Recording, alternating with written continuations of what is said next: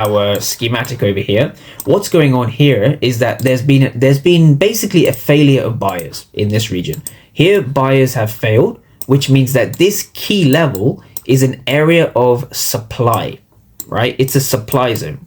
So I'm just going to write supply. It is a supply zone. The reason the key level is a supply zone is because we can see that sellers were in control, right? Sellers were in control. Passive sellers were in control. Right, so again, I've made videos about what makes a passive seller. Essentially, what's going on is when you see these buy orders, right, the buy orders are being absorbed by the passive sellers. And that is the entire theory behind fair value gaps. That is why a fair value gap holds. That is why a fair value gap is valid. It's nothing more than that. So it's not a market structure shift or an SMT divergence or a PO3 or a CISD or any of these things. It is simply a fair value gap with passive sellers being present. That is the only thing that matters. Nothing else matters. Now, this is the thing that's interesting, right? I want you to visualize trading like a street with lots of bus stops, right? So imagine across, well, one, you need to know what street you're on, but you need to know where the trades are going to come, and the trades are only going to come at those valid key levels, right?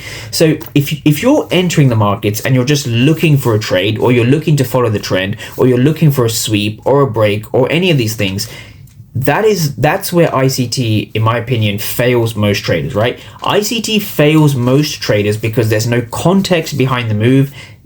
You're not reading the clues of the market. Right, so what I mean by that specifically is there were aggressive buyers over here, right? There was actually a lot of selling over here. This was a very valid key level from the 13th of November. Sorry, 13th of January. So what's going on here is, if this is our key level, right? Here's our key level from the 13th, right? We can see multiple holds here. We can see multiple holds here. So we are seeing the supply zone hold in real time. Now, this is super important, right? This is very important. So when you have a key level, the market has left that clue. So don't ignore that key level the following day. So what I like to do is I will always drag the level to the right. So if I have a key level here from whatever day, Tuesday the 13th, that will then drag until 15th of January, and then it will drag until Friday the 16th, and then I will use it 2 weeks later. And what you will find is that you will get the best trades from these key levels, right? And the reason why, if there's one thing you want to keep in your mind, is that the market leaves clues on what it's done in the past, right? The market has left clues here, here, and here. And the only way you can see that